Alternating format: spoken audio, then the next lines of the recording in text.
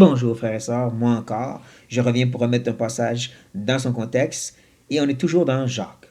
On est toujours dans Jacques et dans le passage que j'ai mentionné la dernière fois.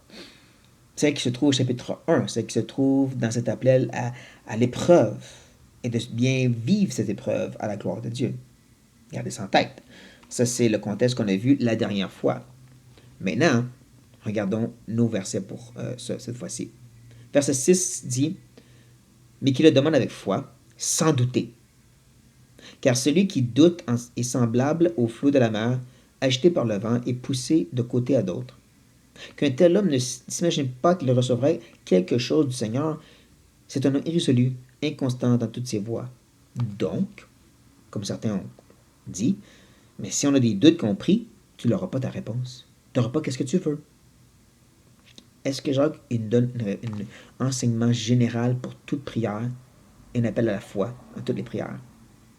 Je ne crois pas.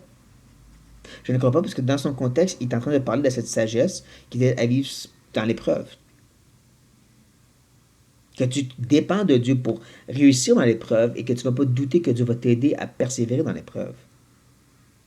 Parce que c'est sûr que si tu commences à avoir des doutes, qu'est-ce qui arrive, c'est que tu ne te tiens plus à cette bouée de sauvetage qui est Dieu, cette réalité qui est Dieu, et tu vas t'attacher aux choses autour. Tu vas être irrésolu.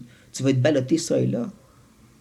Parce que là, maintenant, tu vas chercher ailleurs pour essayer de survivre cette épreuve, à place de chercher ces vérités qui sont vraiment comme des ancres de l'âme, comme des rochers éternels qui ne changent pas. Donc, il semblerait ici que quand il dit qu'un tel homme ne s'imagine pas qu'il recevra quelque chose du Seigneur, il ne faut pas s'imaginer que c'est toutes les choses. Mais quelque chose dans le sens, verset 5, quelque chose de cette sagesse qu'il demande, cette sagesse en lien avec l'épreuve dans laquelle tu te trouves.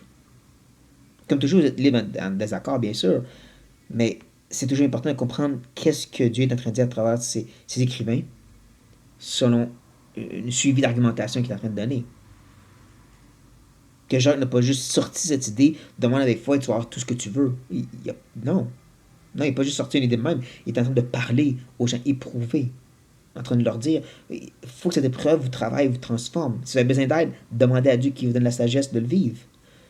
Mais avec confiance en Dieu. Parce que sinon, vous allez douter et questionner et balloter. Mais si vous êtes vraiment ancré en Christ et vous êtes sur le rocher des âges, vous allez tenir devant la tempête. Ça va être une sagesse qui va être vraiment puissante. Dans ce contexte, tu peux t'attendre à ce que Dieu va t'aider. C'est là que tu veux justement prier avec assurance et avec foi. Et ça, c'est important. À part de se concentrer sur toutes les choses qu'on voudrait, qu'on aime demander à Dieu, parce qu'on a des guerriers de prière et la foi, réalisons qu'est-ce qui est important pour Dieu se trouve ici. Qu'on soit fidèle dans l'épreuve pour l'honorer. Qu'on démontre aux gens qui nous regardent que peu importe l'épreuve qu'on vit et comment c'est douloureux et difficile et ça devrait détruire n'importe quel homme commun ou femme commune, à cause de Dieu et notre confiance en lui, on passe à travers de façon extraordinaire.